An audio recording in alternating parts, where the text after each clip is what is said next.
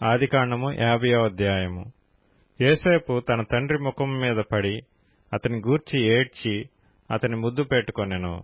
తరువాత యోసేపు సుగంధ ద్రవ్యములతో తన తండ్రి శవమును సిద్ధపరచవలనని తన దాసులైన వైద్యులకు ఆజ్ఞాపించెను. గనుక ఆ వైద్యులు ఇశ్రాయేలును సుగంధ ద్రవ్యములతో సిద్ధపరచిరి. సుగంధ ద్రవ్యములతో సిద్ధపరచబడు వారి కొరకు దినములు సంపూర్ణమగునట్లు అతని కొరకు 40 దినములు సంపూర్ణమాయెను. అతని గూర్చి ఐగుప్తీయులు 70 దినములు అంగలార్చిరి.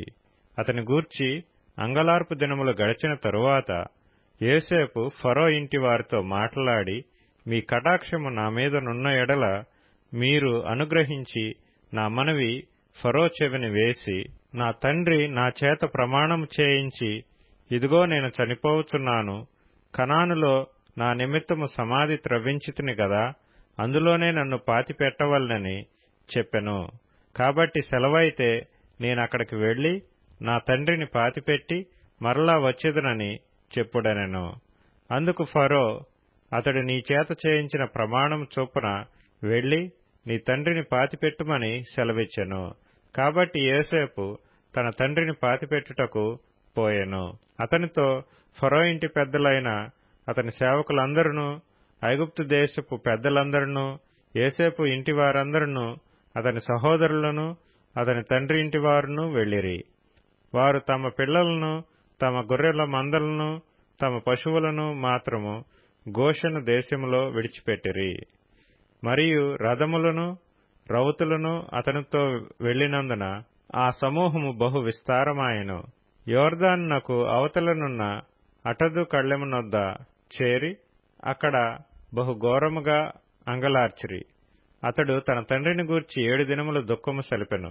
ఆ దేశమందు నివసించిన కనానీయులు అటదు కళ్ళెమునొద్ద ఆ దుఃఖము సలుపట చూచి, ఐగుప్తీయులకు ఇది మిక్కుటమైన దుఃఖమని చెప్పుకొనిరి.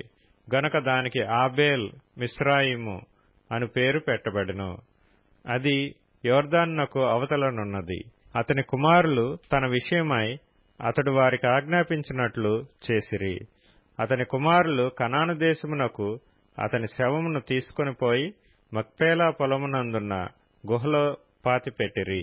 దానిని, ఆ పొలమును అబ్రాహాము తనకు శ్మశానము కొరకు స్వాస్థ్యముగా నుండి నిమిత్తము మమ్రే ఎదుట హిత్తీయుడైన ఎఫ్రోను యొద్ద కొనెను. యోసేపు తన తండ్రిని పాతిపెట్టిన తరువాత అతడును అతని సహోదరులను తన తండ్రిని పాతిపెట్ట వెళ్లిన వారందరూ తిరిగి ఐగుప్తునకు వచ్చిరి.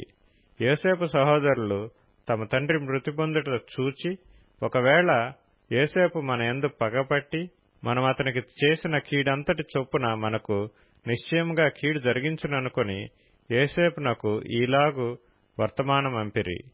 నీ తండ్రి తాను చావక మునుపు ఆజ్ఞాపించినదేమనగా, మీరు యోసేపుతో, నీ సహోదరులు నీకు కీడి చేసిరి గనుక దయచేసి వారి అపరాధమును వారి పాపమును క్షమించుమని అతనితో చెప్పుడనెను. కాబట్టి దయచేసి నీ తండ్రి దేవుని దాసుల అపరాధము క్షమించుమన్రి. వారు యోసేపుతో ఇలాగ మాట్లాడుచుండగా అతడు ఏడ్చెను. మరియు అతని సహోదరులు పోయి అతని ఎదుట సాగిలపడి, ఇదిగో మేము నీకు దాసులమని చెప్పగా, యోసేపు, భయపడకుడి, నేను దేవుని స్థానమందున్నానా?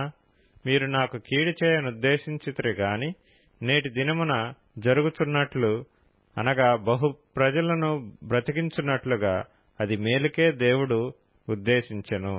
కాబట్టి భయపడకుడి, నేను మిమ్మును మీ పిల్లలను పోషించెదనని చెప్పి వారిని ఆదరించి వారితో ప్రీతిగా మాట్లాడెను. యోసేపు అతని తండ్రి కుటుంబపు వారును ఐగుప్తులో నివసించిరి. యోసేపు 110 సంవత్సరములు బ్రతికెను. యోసేపు ఎఫ్రాయిము యొక్క 3వ తరము పిల్లలను చూచెను. మరియు మనష్షే కుమారుడైన మాకీరునకు కుమారులు పుట్టి యోసేపు ఒడిలో ఉంచబడిరి. యోసేపు తన సహోదరులను చూచి, నేను చనిపోవచ్చున్నాను, దేవుడు నిశ్చయముగా మిమ్మును చూడవచ్చి ఈ దేశములో నుండి తాను అబ్రాహాము, ఇస్సాకు, యాకోబులతో ప్రమాణం చేసి ఇచ్చిన దేశమునకు మిమ్మును తీసుకొని పోవునని చెప్పెను. మరియు యోసేపు, దేవుడు నిశ్చయముగా మిమ్మను చూడవచ్చును.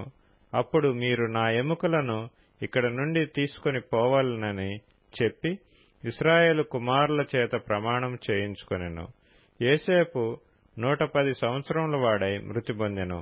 వారు సుగంధ ద్రవ్యములతో అతని శవమును సిద్ధపరచి ఐగుప్తు దేశమందు ఒక పెట్టెలో ఉంచిరి.